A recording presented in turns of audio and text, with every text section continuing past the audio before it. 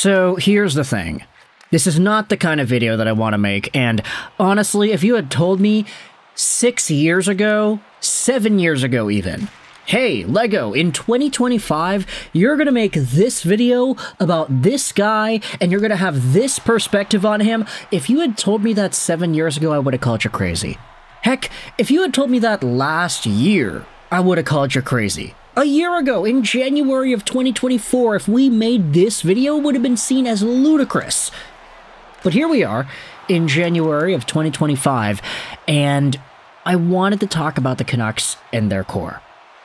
Linked in the description is going to be a subreddit thread on the R Canucks sub by Spectre Fire. It's going to be placed after our ExpressVPN affiliate link. Go out there and use Express for some free months on your VPN if you want to save some money and help out the channel all in the process. Thank you very much for your continued support. But earlier today, Spectre Fire posted this Patrick Johnston Blue Sky post onto the R Canucks sub. The title reads this is a coach out of answers, and if you go over to the Blue Sky post, it's a quote from Rick Tocchet where he talks about the loss yesterday against Buffalo. We're up 2-1. You should feel confident. You should want that puck. You should know off the face-off, this is where I gotta go. Like, for whatever reason, I don't know, there are a few guys that I don't know whether a few could be 4 or 5, 6 of them some nights, where they just kind of stand around and it's almost like it's too big for them. Sometimes I don't know why. Just go play. That's the frustrating part. Some guys gotta unlock. Whether it's a nervousness or where to go, I don't know. And this post was posted onto the R Canucks sub, and I wanted to go out there and read the top comment here.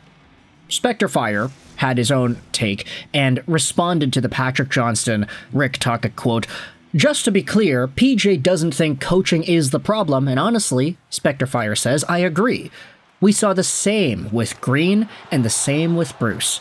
The core of the Vancouver Canucks simply doesn't work. And it's been the common denominator between the 3 NHL coaches. This team isn't just a top 4 D-man away from contending like people were saying just a few weeks back. We absolutely need to be sellers at the deadline and try to retool for next season, figure out who needs to stay, and punt who wants out. Miller obviously needs to go and is probably gone sooner than later. Boeser, as much as I like him, just isn't the right fit for this team, especially at $8 million like he might be asking for. For that amount, we need a guy who can drive his own line and be a primary contributor, not someone who needs a hot center to get him going. The guys I would keep are Hughes, Petey, Myers, Lankin, and Garland, Sherwood, DeBrusk, Bluger, and Suter. Everyone else should be movable." And some more comment replies go out there and say this: "We need to offload Boeser, and as much as it pains me, JT Miller too, as we know Pettersson isn't getting traded, and get some proper defensive players onto the team." I think the writing is on the wall when Alvin was asked about Boeser, and he couldn't even give a straight answer or even say we want to get it done. Sheesh. And so I wanted to talk about Brock today. It makes me so sad, Nitasu987 says, because Miller and Boeser are 2 of my favorites, and I will just be gutted if they go someplace else. I want this team to be able to win together, but I guess that's just impossible. Here's the thing about Brock Boeser. He's one of these guys where, when we saw him suit up in his rookie season in 2017-18, and he was definitely, like no questions asked, the best player on the Vancouver Canucks. He had 55 points in 62 games and 29 goals that season. That was the Sedin's last year.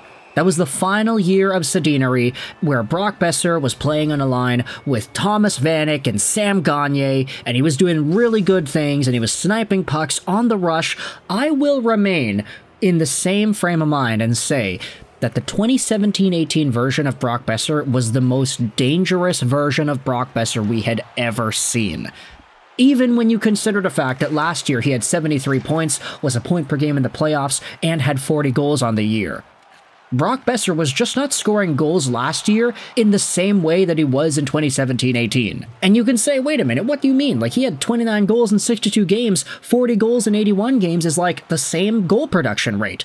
And that's the thing. You might look at the numbers and say, oh, it's similar, but if you watch the footage, Brock is a totally different guy now compared to what he was in the past. In the past, he was a run-and-gun, on-the-rush sniper who could just make anything happen when he entered the zone. He would pot pucks in left and right, he would be able to beat goalies one-on-one clean with the most innocuous-looking lanes to the net. I mean, he was a sniper, through and through, maybe the best pure sniper the Canucks have had in a long time, and he ended up really losing a lot of that. And a lot of it wasn't his fault. He got injured, wrist, back. A lot of things were bugging Boeser mentally as well over the years. And even now, he has become a good hockey player. Last year, 73 points, 40 goals. This year, he's on pace for 56 points. He's got 29 points in 39 games played. On pace for 29 goals, too. But unfortunately for Brock, it's gotten to a point here where, with his contract expiring at the end of the year, he's making $6.65 million, and with the projected price tag of him maybe reaching that $8-ish million a year mark, it's getting a lot more difficult to feel like this is a guy the Canucks need to keep, especially last year when you acknowledge how Boeser's scoring fell off in the second half of the year. Patrick Allvin said it as much. Hey, Brock, you could have had 50 goals, but you had 40. Around and after the All-Star break, Brock Boeser really started to slow down his goal scoring. And it gets a little bit interesting when you acknowledge that 2023-2024 was the first season where Brock Boeser played over 80 games on a year. He is always missing time. The only other time that Brock Boeser had a full, quote-unquote, season in his career was 2020-2021, where he had a full 56-game campaign in the shortened bubble season. That doesn't count, because it's only 56 games. But that was the only other year where Boeser was relatively healthy for the entire stretch. Even this year, he ended up taking some time off. And now when you're watching Boeser, you recognize, hey, he's on a line with Pettersson now, so things might change. But he was on a line with Miller for most of the season up to this point. And with JT struggling as much as he has, Brock has not been able to carry his own weight. Brock has not necessarily been able to exhibit success when JT was also not exhibiting success. And you have to ask yourself, last year, was Brock Boeser really a play driver, or was he just capitalizing on Elias Pettersson having an 89-point year, JT Miller having a 100-point year, and Quinn Hughes having all the points that he had had as well? You could very well argue it's the latter, that Boeser isn't really the same play-driving guy like he was in 2017-2018, where he was dynamic, he was flying down the wing, he was the talent to watch in Vancouver. He would create something out of nothing in his rookie season, and he didn't have a 100-point center in JT Miller to bounce off of. He was playing with Sam Gagner. And no disrespect to Gagner and to Vanek and to all the other guys that Boeser played with. You remember the BBB line? Baertschi, Bo, and Boeser? That also was a thing for a while.